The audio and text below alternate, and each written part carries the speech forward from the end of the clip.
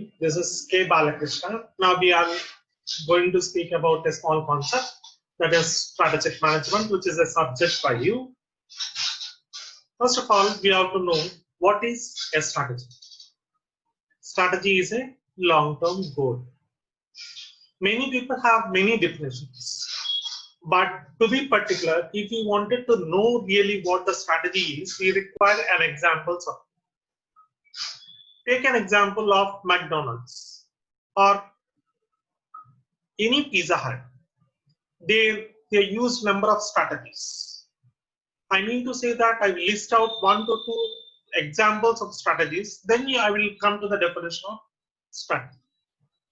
For example, McDonald's has initially issued one thing, that is Domino's, has also initiated these things. First and the foremost thing that they have done is ₹1 pizza they have started. Everyone was astonished. How is it possible? This was possible clearly because many people started inquiring what the Pizza Hut is and what everything is going on.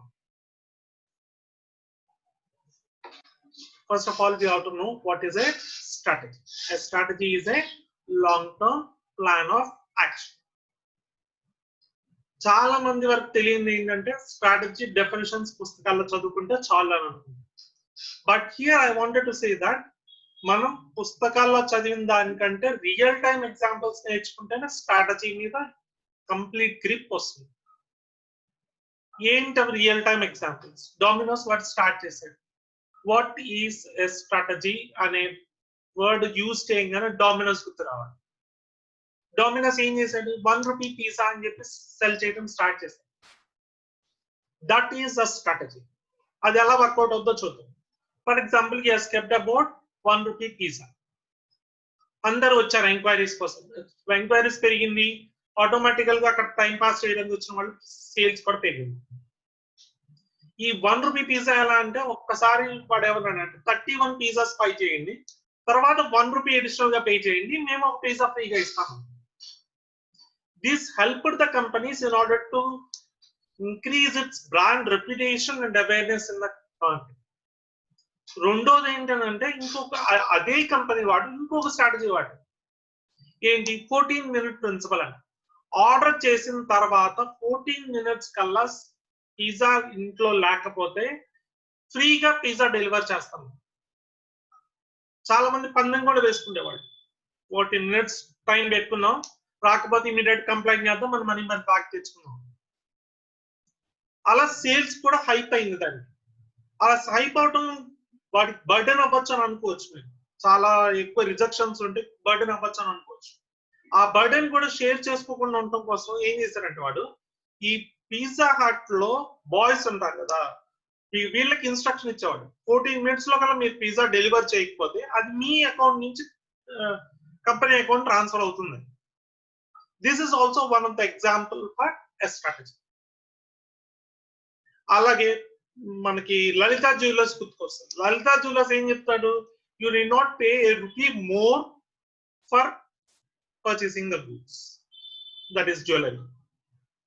Initial అందరూ చాలా ఆశ్చర్యపడ్డారు, వీడు ఇంత తక్కువ cost ఎలా ప్రయోగం చేస్తున్నాడు.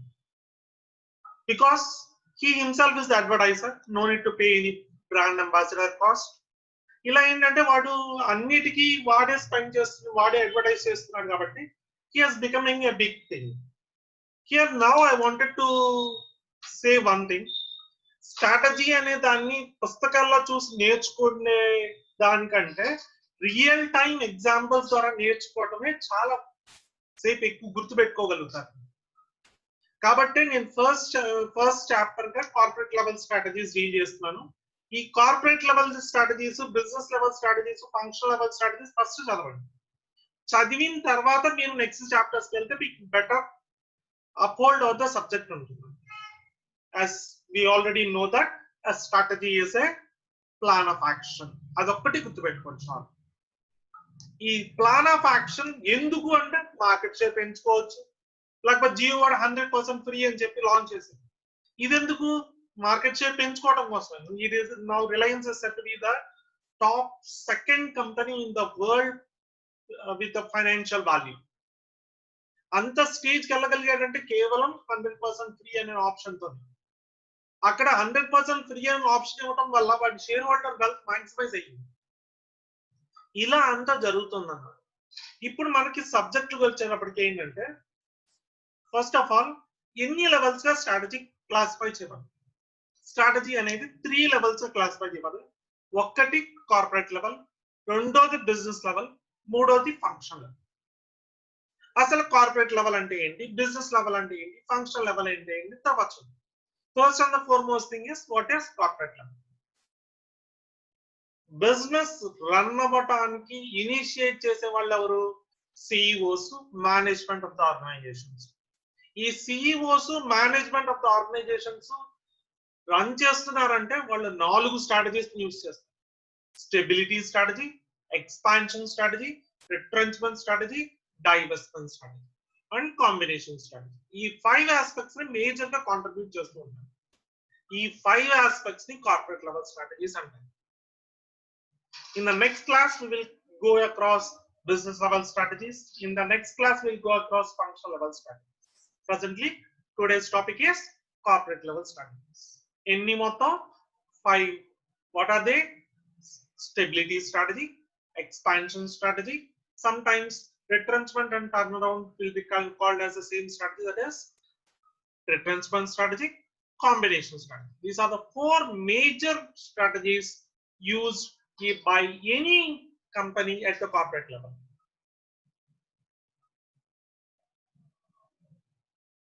Sir, a strategy a level lo form అవుతుంది.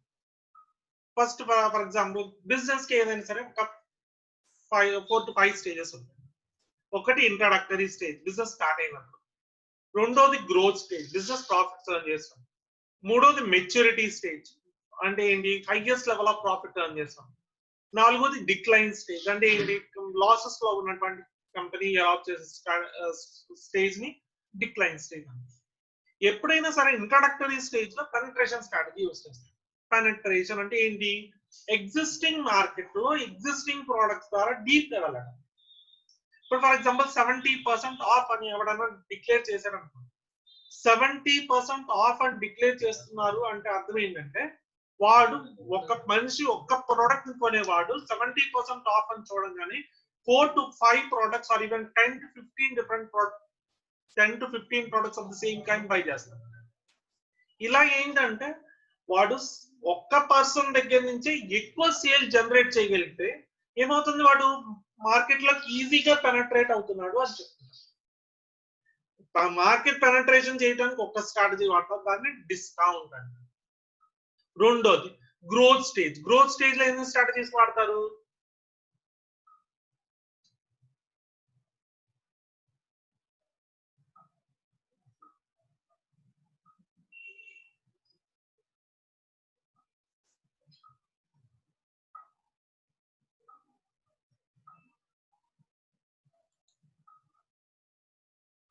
Growth stage. Growth stage లో ఎన్ని స్ట్రాటజీస్ వాడతారు? They uses many strategies, but here what we wanted to say is growth లో ఎప్పుడుగా ఎక్స్పాన్షన్ స్ట్రాటజీ వాడతారు. నువ్వు బాగా ప్రాఫిట్స్ ఏం చేస్తున్నావు అనుకో, ఇంకో కంపెనీని కలుపుకోవాలనుకుంటావు, దాన్ని మర్జింగ్ స్ట్రాటజీ అని. లేకపోతే కొత్త కంపెనీని స్టార్ట్ చేద్దాం అనుకుంటున్నాం, డైవర్సిఫికేషన్ స్ట్రాటజీ అని. ఇలా చాలా స్ట్రాటజీస్ వాడుతూ ఉంటాను. Next maturity stage. Maturity stage అంటే ఏంటి, మాక్సిమం ప్రాఫిట్స్ ఏం చేస్తుంది, అంతకంటే ఎక్కువ ప్రాఫిట్స్ ఏం చేయలేదు ఆ స్టేజ్. ఆ స్టేజ్ నే మెచ్యూరిటీ స్టేజ్ అండి. అప్పుడు ఆ మెచ్యూరిటీ స్టేజ్ అచీవ్ అయినప్పుడు ఏం చేస్తారంటే జనరల్ గా ఎవరైనా సరే ఇంకా అంతకంటే ఎక్కువ ప్రాఫిట్స్ ఎర్న్ చేయాలని ట్రై చేయరు, అదే లెవెల్ ఆఫ్ ప్రాఫిట్ ని సస్టైన్ చేద్దాం అని అనుకుంటారు. నెక్స్ట్ డిక్లైన్ స్టేజ్ అన్నమాట. డిక్లైన్ స్టేజ్ అంటే ఏంటంటే కంపెనీ ప్రాఫిట్ కర్వ్ డౌన్ గా పడిపోతూ ఉంటుంది.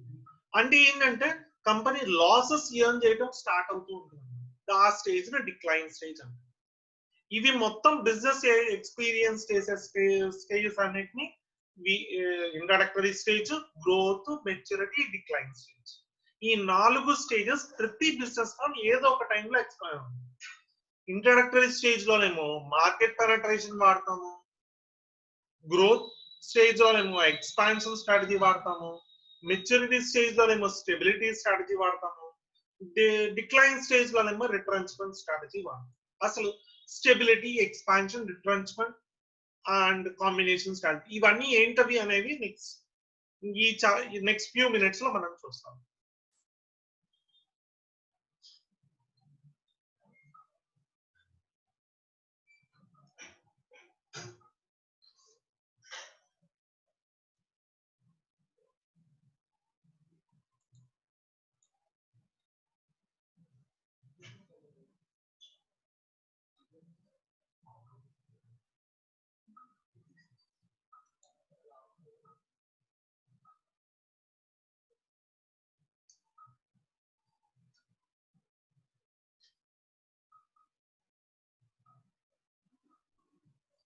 ఇది ఒక చార్ట్. ఈ చార్ట్ లో కార్పొరేట్ స్ట్రాటజీస్ ఎన్ని, అవి ఏంటవి అని క్లియర్ గా ఎక్స్ప్లెయిన్ చేయాలి. ఫస్ట్ అండ్ ద ఫోర్మోస్ట్ మనకు చూపించేది ఏంటంటే స్టెబిలిటీ స్ట్రాటజీ అంటారు.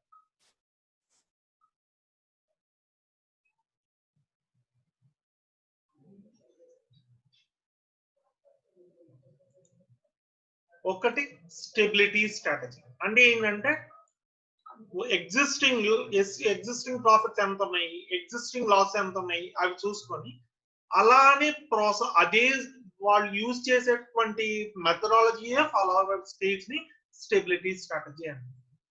నెక్స్ట్ గ్రోత్ స్టేజ్ అంటే ఏంటంటే ర్యాపిడ్ ప్రాఫిట్స్ కోసం చేసే పనులన్నిటిని గ్రోత్ స్ట్రాటజీస్ లేకపోతే ఎక్స్పాన్షన్ స్ట్రాటజీస్ అంటారు. నెక్స్ట్ రిట్రెంచ్మెంట్ అంటే ఏంటి, ప్రాఫిట్స్ ఎర్న్ చేస్తున్నటువంటి కంపెనీ కాస్త ఏమవుతుంది, స్లోగా లాసెస్ లోకి స్కిప్ ఆన్ అవుతూ ఉంటుంది. ఇలా లాసెస్ లోకి స్కిప్ ఆన్ అవుతూ ఉండగానే ఏం చేస్తారంటే ఏదో ఒకటి చేసి మళ్ళీ ప్రాఫిట్స్ గా రీగైన్ చేయాలని అనుకుంటారు.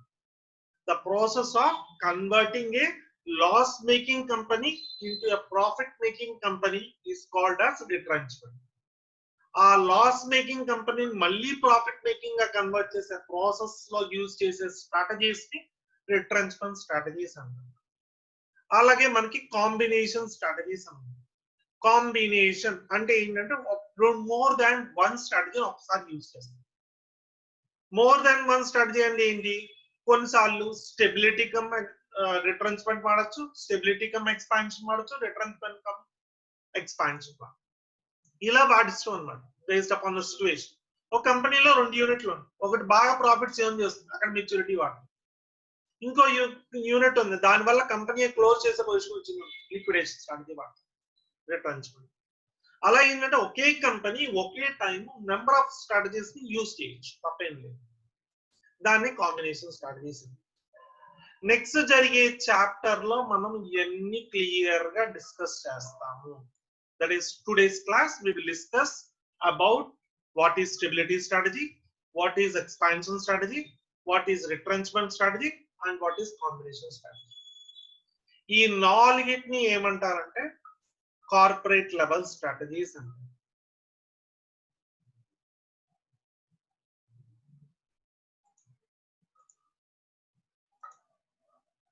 ఈ నాలుగిటిని ఏమంటారంటే కార్పొరేట్ లెవెల్ స్ట్రాటజీస్. ఏమేమి, స్టెబిలిటీ, ఎక్స్పాన్షన్, రిట్రెంచ్మెంట్, కాంబినేషన్. అవేంటో ఇప్పుడు డిస్కస్ చేద్దాం ఒక్కొక్కసారి.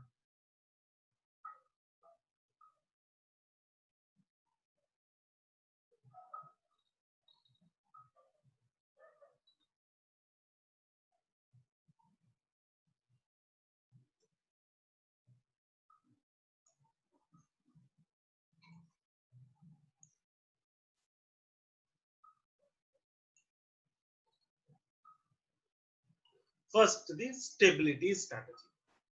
ఈ స్టెబిలిటీ స్ట్రాటజీ ఏంటి,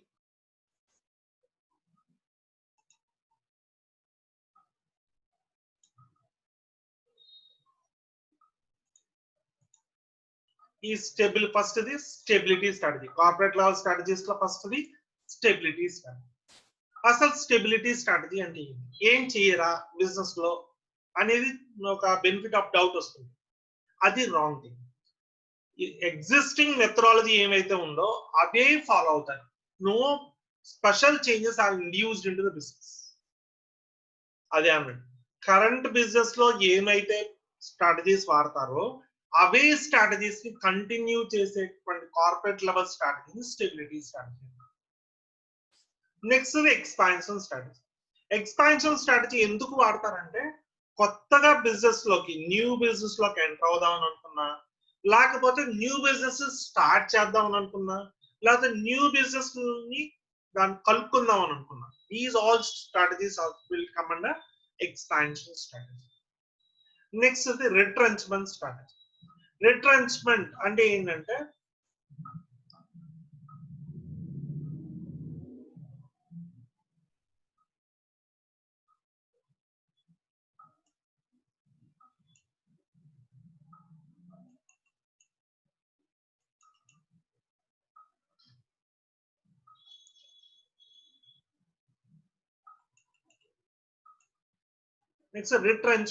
ఏంటంటే లాస్ మేకింగ్ ఫర్మ్ ని మళ్ళీ ప్రాఫిట్ మేకింగ్ ఫర్మ్ గా కన్వర్ట్ చేసి దానికి యూజ్ చేసే స్ట్రాటజీస్ అన్నిటిని retrenchment strategies.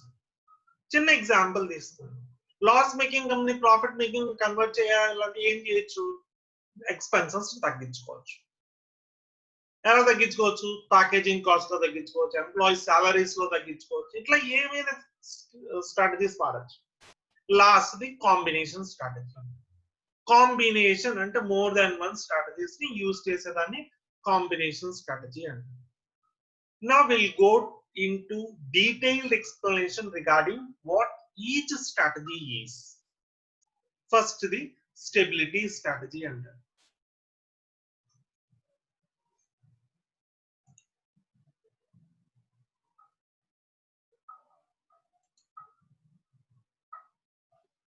First, the stability strategy. Stability strategy is not a do-nothing strategy. Is not a do-nothing strategy. చాలా మంది ఏమనుకుంటారంటే ఇట్స్ అ do-nothing strategy అనుకుంటారు. Do-nothing అంటే ఏం చేయకూడదు, ఏం చేయకుండా ప్రాఫిట్స్ వచ్చేస్తాయని. అది తప్పు. వాళ్ళు ఎగ్జిస్టింగ్ మెథడాలజీ ఏమైతే ఫాలో అవుతున్నారో అదే మెథడాలజీ కంటిన్యూ చేస్తారు. అదే ప్యాకేజింగ్ ఉంటుంది, అదే లేబులింగ్ ఉంటుంది, అదే మార్కింగ్ ఉంటుంది, అదే పొజిషనింగ్ ఉంటుంది, అదే అడ్వర్టైజింగ్ ఉంటుంది, అన్ని సేమ్ గా ఫాలో అవుతారు. కాకపోతే ఇక్కడ ఏం జరుగుతుందంటే వాళ్ళు సేమ్ బిజినెస్ లేకపోతే సిమిలర్ మార్కెట్స్ లోకి ఎంటర్ అవడానికి ట్రై చేస్తారు. ఎంటర్ అవడానికి కూడా కాదు, సేమ్ బిజినెస్ ని లేకపోతే సిమిలర్ బిజినెస్ ని కంటిన్యూ చేస్తారు. నెక్స్ట్ స్టెబిలిటీ స్ట్రాటజీ ఇంకొక మేజర్ ఇష్యూ ఏంటంటే వాళ్ళు ఇంక్రిమెంటల్ ప్రాఫిట్స్ కావాలనుకోరు. అంటే ప్రాఫిట్స్ ఇంక్రీజ్ చేసుకుందాం అని మాత్రం ఎప్పుడు అనుకోరు.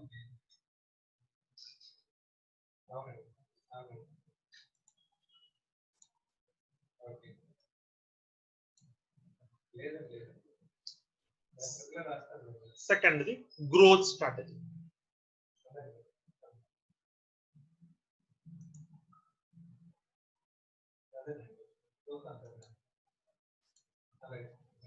Growth strategy. ఈ గ్రోత్ స్ట్రాటజీ అంటే ఏంటంటే ప్రాఫిట్స్ ని ఇంక్రీజ్ చేసుకునే ప్రాసెస్ ని గ్రోత్ స్ట్రాటజీ. ప్రాఫిట్స్ ని ఇంక్రీజ్ చేసుకునే ప్రాసెస్ ని గ్రోత్ స్ట్రాటజీ. గ్రోత్ స్ట్రాటజీ చాలా రకాలుగా ఉంటుంది. ఫస్ట్ టైప్ ఏంటంటే expansion through diversification. Expansion through diversification. Diversify అవటం అంటే ఏంటి? ఒక బిజినెస్ ఇంకొక related business, unrelated business, same business లోకి ఎంటర్ అయ్యే ప్రాసెస్ ని diversification. Diversification is a process in which the business firm enters into same, related or unrelated businesses. ఏమైనా సరే సేమ్ అయినా, రిలేటెడ్ అయినా, అన్రిలేటెడ్ బిజినెస్ అయినా ఎంటర్ అయితే దాన్ని డైవర్సిఫికేషన్ అంటారు.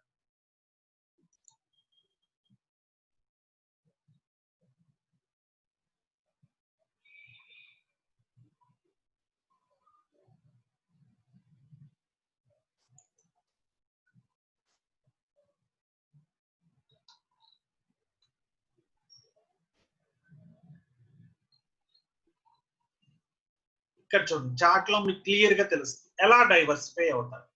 డైవర్సిఫికేషన్ 2 టైప్స్ కావచ్చు. ఒకటి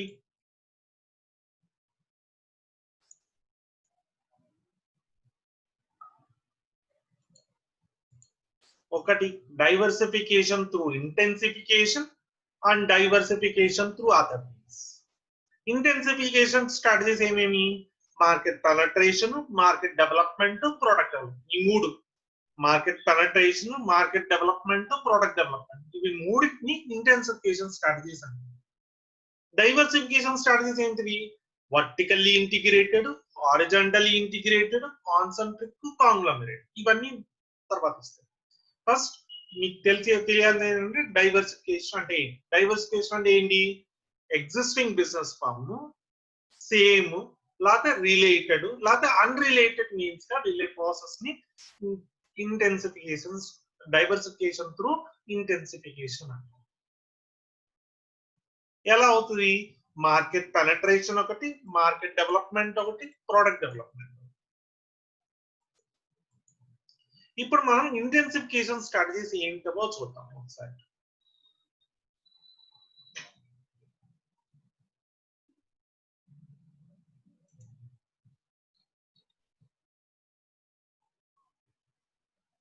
దీన్ని ప్రోడక్ట్ మార్కెట్ ఎక్స్పాన్షన్ గ్రిడ్ అంటారు. ఇవి మొత్తం 4. ఒకటి వచ్చేటప్పటికేమో మార్కెట్ పెనట్రేషన్, రెండోది వచ్చేటప్పటికేమో market development, product development, diversification. మీకు ఆల్రెడీ చెప్పాను మార్కెట్ పెనట్రేషన్ అంటే ఏంటి అని. మార్కెట్ పెనట్రేషన్ అంటే ఎగ్జిస్టింగ్ ప్రొడక్ట్స్ ని ఎగ్జిస్టింగ్ మార్కెట్స్ లో యూజ్ చేసే, సెల్ చేయడానికి యూజ్ చేసే స్ట్రాటజీస్ ని మార్కెట్ పెనట్రేషన్ స్ట్రాటజీ. ఫర్ చిన్న ఎగ్జాంపుల్, డిస్కౌంట్ ఇస్తున్నారు అని అంటారు, 70% ఆఫ్ అని అంటారు. అంటే అర్థం ఏంటి? there will be a heavy rush to the retailer no sooner he places an option 70% off. అక్కడ కొత్త ప్రొడక్ట్స్ ఏం సెల్ చేయట్లేదు, వాడి ఓన్ ప్రొడక్ట్స్ ని అప్పుడు దాకా సెల్ చేసే ప్రొడక్ట్స్ మాత్రమే సెల్ చేస్తున్నారు. అటువంటి స్ట్రాటజీని market penetration strategy. Existing products ని ఎగ్జిస్టింగ్ మార్కెట్స్ లో సెల్ చేసే దాన్ని మార్కెట్ పెనట్రేషన్. మార్కెట్ పెనట్రేషన్ వల్ల ఉపయోగాలు ఏంటి? ఫస్ట్, మార్కెట్ షేర్ పెరుగుతుంది. మార్కెట్ షేర్ అంటే ఏంటి? మార్కెట్ షేర్ అంటే ఒక పర్టికులర్ ఏరియాలో ఎంత మంది కస్టమర్స్ మన ప్రోడక్ట్ ని పర్చేస్ చేస్తున్నారు అనేదే మార్కెట్ షేర్. ఫర్ ఎగ్జాంపుల్ 100 మంది ఉన్నారు, దాంట్లో 50 మంది మనని ప్రిఫర్ చేస్తున్నారు, మన మార్కెట్ షేర్ 50. అలా మార్కెట్ షేర్ పెంచుకోవడానికి ఉపయోగపడుతుంది. Next product usage. Product usage అంటే నెంబర్ ఆఫ్ టైమ్స్ కన్స్యూమ్ చేయండి మీకు మా బెటర్మెంట్ ఉంటుంది అని చెప్పాను. అలాగే మనకి number of frequency used. Frequency used అంటే ఇప్పుడు కరోనా ముందు వరకు శానిటైజర్స్ చూస్తుంటారు, that use once in a month or once in a year. కానీ ఇప్పుడు they stated that it has to be frequently used. కాబట్టి once in a minute use చేసే వాళ్ళు కూడా ఉన్నారు. Next, increase in quantity used. Offers ఇస్తారండి, 50% extra అన్నారు అనుకోండి, మీరు బై చేస్తారా లేదా? మీకు 100 గ్రామ్సే కావాలి కానీ 50% ఆఫర్ అనేది 200 గ్రామ్స్ బై చేస్తారు. 50% ఎక్స్ట్రా అంటే మీరు 200 గ్రామ్స్ బై చేస్తారు. నెక్స్ట్, ఇలా మార్కెట్ పెనట్రేషన్ వల్ల ఇవన్నీ యూజ్ అవుతుంది. రెండోది మార్కెట్ డెవలప్మెంట్ అంటారు.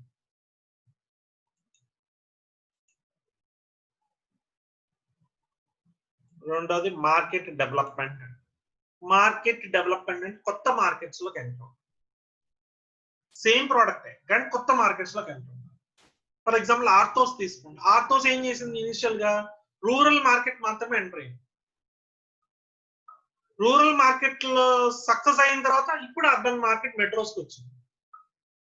2.5 లీటర్స్ నుంచి 2 litre tins, 1 litre tins, 2.5 litre tins ఈజీగా మనకి ఆటోస్ కనబడుతుంది ఇప్పుడు మార్కెట్. అదే కనపడేవి కాదు, ఎందుకంటే అది రూరల్ మార్కెట్ ఒక్కటే క్యాచ్ చేసింది.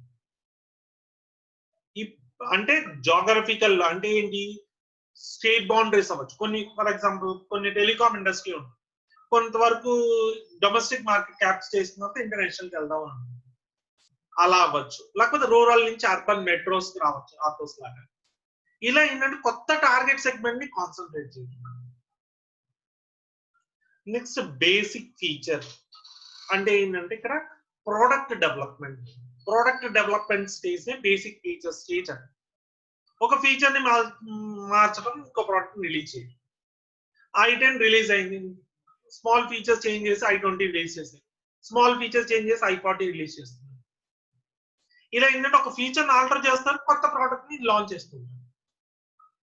Product refinement. ప్రోడక్ట్ రిఫైన్మెంట్ అంటే క్వాలిటీ ప్యూరిటీ ఎక్కువ ఉందని చెప్పి యూసేజ్. ఫర్ ఎగ్జాంపుల్ డాబర్ తీసుకున్నాం అనుకోండి, దానికి he clearly state that there is a proof that this is Ayurvedic, or there is a proof that it is 100% naturalistic. Next, new generation product, technology ఎక్కువ use చేస్తుందని కూడా చెప్పుకోవచ్చు. ఎలా అంటే ఇప్పుడు అదర్కి ఏటీఎంస్ దగ్గరికి వెళ్తే కేవలం విత్డ్రా ఒకటే యూజ్ చేసేవాడు, ఇప్పుడు ఇంటర్నెట్ బ్యాంకింగ్ యూజ్ చేసే ప్రతి ఆప్షన్ ని మనం ఏటీఎం మెషిన్ లో యూజ్ చేసుకోవచ్చు. కాబట్టి నెక్స్ట్ జనరేషన్ ఏటీఎంస్ అని వచ్చినాయి, ఇప్పుడు చెక్ ప్లేస్ చేసి ఇమీడియట్ గా క్యాష్ వస్తుంది. అలాగే మీకు ఏటీఎం కార్డ్ కూడా లేకుండా మనీ వచ్చే ప్రాసెస్ కూడా స్టార్ట్ అయింది. Next diversification involving new products. అంటే ఇంకా లాస్ట్ ఏంటంటే complete diversification, new products and new markets. Microsoft ఉంది, అంతవరకు సాఫ్ట్వేర్స్ లో సెల్ చేసేది, స్లోగా నోకియా టెలికామ్ ఇండస్ట్రీలో వచ్చింది. ఎలా వచ్చింది? నోకియాని కొనేసేసి.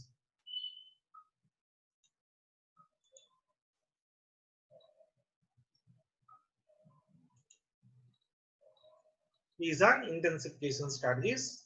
Now we'll come to the diversification strategy. Diversification strategy and em cheptunnam, pure diversification strategies are two types. One is intensification strategy, second one is pure diversification strategy. Diversification through intensification is possible through three strategies. Ememi malli chart lo kallam meeku telusu. Ememi market penetration, market development, product development, pure diversification. Next, malli diversification strategies four types: vertically, horizontal, concentric, conglomerate. అవి ఏంటో ఇప్పుడు చూద్దాం.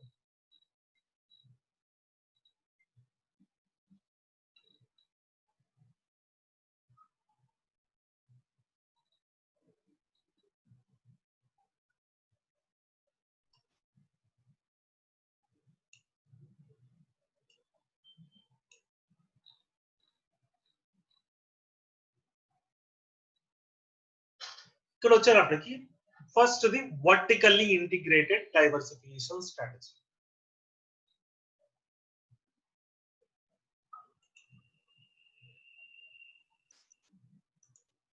Vertically integrated diversification strategy మళ్ళీ two types. ఒకటి forward integration, రెండోది backward integration. అవి ఏంటో చూద్దాం. అసలు ఈ వర్టికల్లీ ఇంటిగ్రేటెడ్ అంటే ఏంటి, బ్యాక్వర్డ్ అంటే ఏంటి, ఫార్వర్డ్ అంటే ఏంటి చూద్దాం. వర్టికల్లీ ఇంటిగ్రేటెడ్ అంటే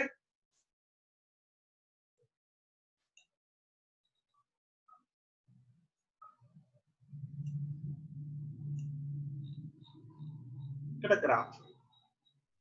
ఫర్ ఎగ్జాంపుల్ మీరు ఒక క్లాత్ మ్యానుఫ్యాక్చర్ చేస్తున్నారు, మీ స్లోగా రీటైల్ షర్ట్స్ కూడా మ్యానుఫ్యాక్చర్ చేసి సెల్ చేసేద్దాం అని అనుకున్నారు. అంటే అప్పుడు వరకు క్లాత్ ఒక్కటే తయారు చేస్తున్నారు, స్లోగా మీరు షర్ట్స్ తయారు చేసి వాటిని సెల్ చేద్దాం అని అనుకున్నారు. In such a case supplier is turning into a manufacturer into a retailer. ఒక సప్లయర్ రీటైలర్ గా మారుతున్నారు. దీన్ని ఫార్వర్డ్ ఇంటిగ్రేషన్ అంటారు. రెండోది అంటే ఒక మ్యానుఫ్యాక్చరర్ సెల్ చేయడం స్టార్ట్ చేయొచ్చు, లేక సర్వీసెస్ ప్రొవైడ్ చేయడం స్టార్ట్ చేయొచ్చు. దాన్ని ఏమంటారు? ఫార్వర్డ్ ఇంటిగ్రేషన్ స్ట్రాటజీ అంటారు.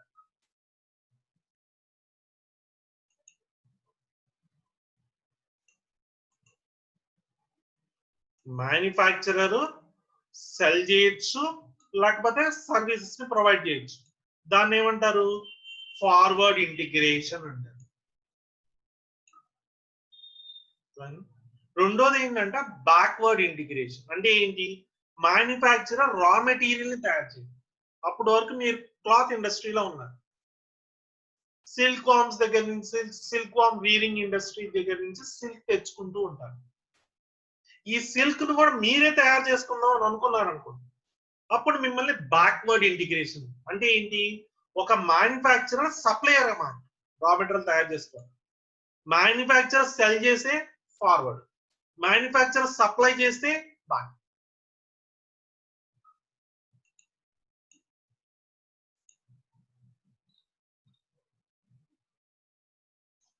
ఈ ఫార్వర్డ్ డైవర్సిఫికేషన్ ని, రెండోది బ్యాక్వర్డ్ డైవర్సిఫికేషన్ ని కలిపి ఏమంటారంటే vertically integrated diversification. Forward integration అంటే ఫార్వర్డ్ వెళ్ళడం అంటే ఏంటి, మ్యానుఫ్యాక్చరర్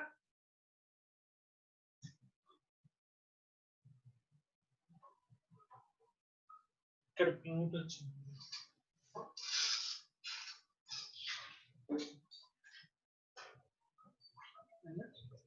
ఇప్పుడు వచ్చింది. వర్టికల్ ఇంటిగ్రేటెడ్ అంటే మ్యానుఫ్యాక్చరర్ కాస్త సెల్లర్ గా మార్చడం, లేకపోతే it is forward diversification. Manufacturer కాస్త సప్లయర్ గా మారితే దాన్ని backward diversification. Next horizontal diversification అంటే మ్యానుఫ్యాక్చరర్ డిమాండ్ ఎక్కువ ఉంది కానీ వీడు సప్లై చేసేది తక్కువ. ఫర్ ఎగ్జాంపుల్ డిమాండ్ ఒక 10,000 యూనిట్స్ ఉంది కానీ వీడు సప్లై మాత్రం 5,000 యూనిట్స్ మాత్రమే చేస్తున్నారు. ఇంకా ఎంత చేయొచ్చు, ఇంకో 5,000 యూనిట్స్ చేయొచ్చు. అప్పుడు ఏం చేస్తాడంటే ఇంకొక సిమిలర్ ఎస్టాబ్లిష్ యూనిట్ ని స్టార్ట్ చేసి వాడు డైవర్సిఫై చేసుకోవచ్చు. అంటే కొత్తగా ఏం స్టార్ట్ చేయట్లేదు, సేమ్ బిజినెస్ కెపాసిటీని పెంచుకుంటున్నాను. దాన్ని హారిజాంటల్ డైవర్సిఫికేషన్. హారిజాంటల్ డైవర్సిఫికేషన్ అంటే entering into same are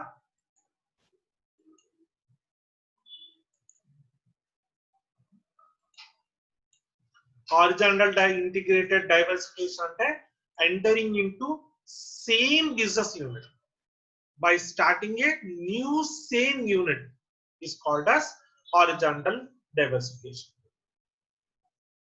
next ఇంకొక రెండు ఏంటంటే 2 టైప్స్ ఉంటాయి. వాటిని ఏమంటారంటే రిలేటెడ్ డైవర్సిఫికేషన్, రెండోది unrelated diversification. Related means the business firm is now entering into similar business units. Coca Cola తీసుకున్నాం, ఇదేం చేసింది, స్టార్ట్ ప్రొడ్యూసింగ్ కిండ్లే. ఇప్పుడు కొన్ని సిచ్యువేషన్స్ లో అయితే కిండ్లే మీద వచ్చేటువంటి ప్రాఫిట్ ఎక్కువ, కోకోకోలా మీద వచ్చే ప్రాఫిట్ చాలా తక్కువ. But it is surviving because of Kindle. కొన్ని సంవత్సరాలు అయితే అటువంటి బిజినెస్ యూనిట్స్ అనేది ఏమంటారంటే రిలేటెడ్ డైవర్సిఫికేషన్ అంటే ఏంటంటే సిమిలర్ యూనిట్స్ ప్రొడ్యూస్ చేసే యూనిట్స్ ని రిలేటెడ్ డైవర్సిఫికేషన్ అంటే. రెండో దాన్ని అన్రిలేటెడ్. రిలయన్స్ ఉందండి, టెలికామ్ లో ఉంది, గ్రోసరీస్ లో ఉంది, కాప్లర్ లో ఉంది, ఇలా డిఫరెంట్ ఏరియాస్ లో ఉంది కాబట్టి they are all unrelated with each other. Tata ఉందండి, సాల్ట్ లో ఉంది, స్టీల్, రెండు ఒకేసారి ప్రొడ్యూస్ చేస్తుంది. They are unrelated with each other, so it is called as conglomerate or unrelated diversification.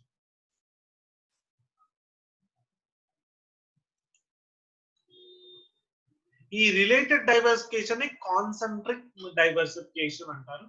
దీంట్లో బ్రాండ్ నేమ్ పెరుగుతుంది, marketing, distribution and manufacturing skills తీసుకోవాలి. Unrelated diversification లో డైవర్సిఫైడ్ స్కిల్స్ ఉన్నాయి. నెక్స్ట్ రిస్క్ ఎక్కువ ఉంటుంది వాటికి. నెక్స్ట్ కొన్ని సందర్భాల్లో అయితే టేక్ ఓవర్ చేయాల్సి వస్తుంది.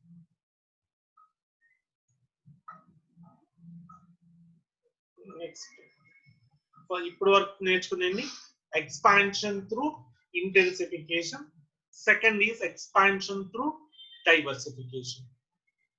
ఇక మూడోది ఎక్స్పాన్షన్ త్రూ మర్జర్స్ అండ్ యాక్విజిషన్స్. చాలా మంది మర్జర్స్ యాక్విజిషన్స్ మధ్య డిఫరెన్స్ తెలియదు.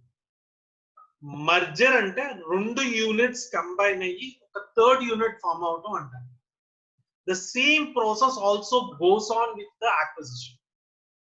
యాక్విజిషన్ లో కూడా 2 యూనిట్స్ కంబైన్ అయిపోయి థర్డ్ యూనిట్ ఫామ్ అవుతుంది. Take over is a form of acquisition. ఒకవేళ కనుక యాక్విజిషన్ 2 కంపెనీస్ కనుక నెగోషియేట్ చేసుకుంటూ ఒక న్యూ ఎంటిటీని ఫామ్ అయింది అనుకోండి, దాన్ని నెగోషియేటెడ్ టేక్ ఓవర్ అంటారు. It's also form of acquisition.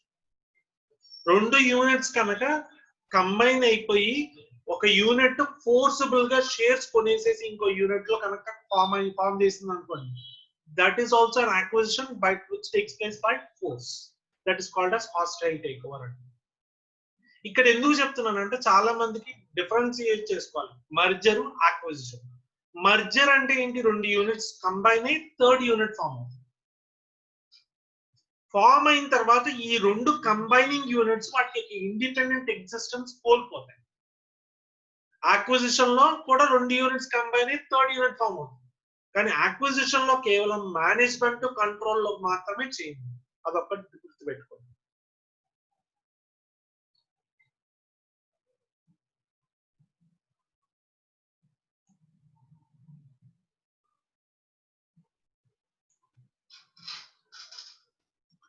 Types of mergers.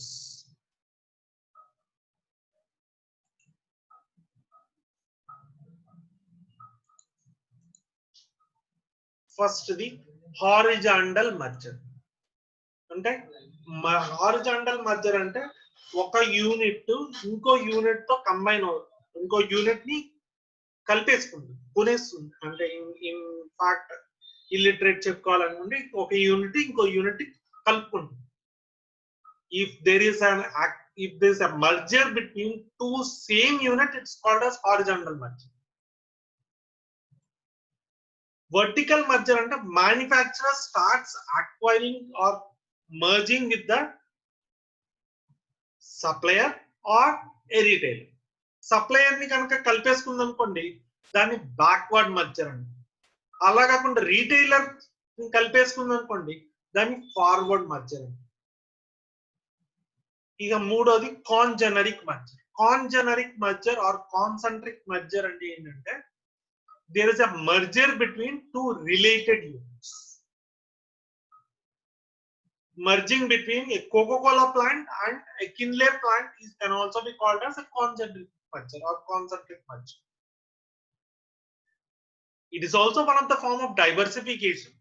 దీంట్లో గుర్తుపెట్టుకోవాల్సింది ఏంటంటే ఈ మర్జర్ చెందడం వల్ల డైవర్సిఫై అవుతుందని కొంతమంది వాదిస్తారు.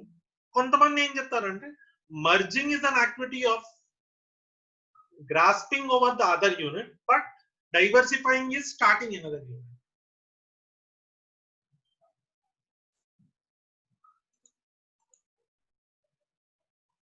Conglomerate merger ante it's a merger between two unrelated units. ఒకదానికి సంబంధం లేకుండా మర్జర్ జరిగితే దాన్ని కాన్జెనరిక్ మర్జర్ అంటారు. ఇక last is strategic aliens.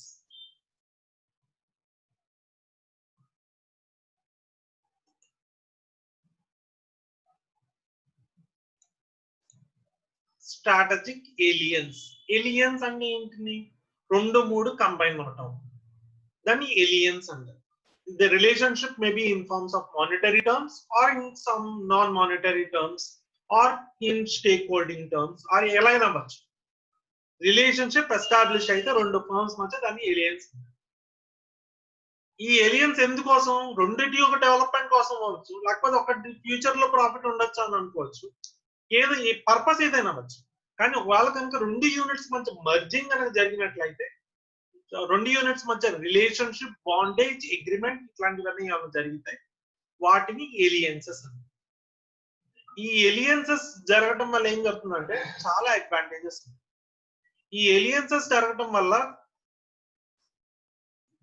Additional profits etcetera లేకుండానే వాళ్ళు వాళ్ళ యొక్క యునిక్ స్ట్రెంగ్త్స్ ని, కోర్ కాంపిటెన్సీస్ ని షేర్ చేసుకొని మ్యూచువల్ అండర్స్టాండింగ్ బేస్ చేసుకొని గ్రో అవుతూ ఉంటుంది. Last retrenchment strategies or turn over strategies. అంతకుముందు చెప్పుకున్నాం కార్పొరేట్ లెవెల్ స్ట్రాటజీస్ ఏంటండి? 4. What are they? Stability, expansion, retrenchment, combination. Stability strategy చూసారు, expansion through intensification and diversification చూసారు. ఇప్పుడు రిట్రెంచ్మెంట్ స్ట్రాటజీ మూడోది. ఈ రిట్రెంచ్మెంట్ స్ట్రాటజీ పర్పస్ ఏంటి? లాస్ మేకింగ్ ఫర్మ్ ని మళ్ళీ ప్రాఫిట్ మేకింగ్ గా కన్వర్ట్ చేసే ప్రాసెస్ ని రిట్రెంచ్మెంట్ అంటారు. ఈ రిట్రెంచ్మెంట్ స్ట్రాటజీ ఏమేం ఆస్పెక్ట్స్ లా ఉంటుంది అని అంటే, ఒకటి ప్యూర్ రిట్రెంచ్మెంట్ అంటే ఏంటి ఆర్గనైజేషన్ తన యొక్క లాసెస్ ని మినిమైజ్ చేసుకోవడం కోసం ఏం చేస్తుంది they may appoint a committee, they may reduce the salaries, they may reduce the expenses, they may implant the new technologies ఇలా ఏమైనా చేయొచ్చు రెండోది turn around strategy turn around strategy అంటే it's of two types one is internal efficiencies పెంచుకొని turn around చేయొచ్చు అంటే ఈ loss making profit convert చేయొచ్చు లేకపోతే ఎక్స్టర్నల్ ఎఫిషియన్సీస్ ఎక్స్టర్నల్ రెగ్యులేషన్స్ ని సర్పాస్ అవుతాం మూడోది డైవెస్ట్మెంట్ స్ట్రాటజీ డైవెస్ట్ అంటే కట్ ఆఫ్ దాని మీనింగ్ సేల్ లేకపోతే liquidation of portion of a business not complete business portion of a business ఒక యూనిట్ ని అమ్మేయటము లేకపోతే దాని నుంచి రిమూవ్ చేయటాన్ని డైవెస్ట్మెంట్ స్ట్రాటజీ అని ఇక లాస్ట్ది లిక్విడేషన్ స్ట్రాటజీ లిక్విడేషన్ అంటే ఏంటంటే to completely wind up the business legally and dissolve the company. ఆ టైంలో లిక్విడేటర్ అపాయింట్ చేస్తారు అతను based upon the percentage they distribute the wealth of the owners to the people.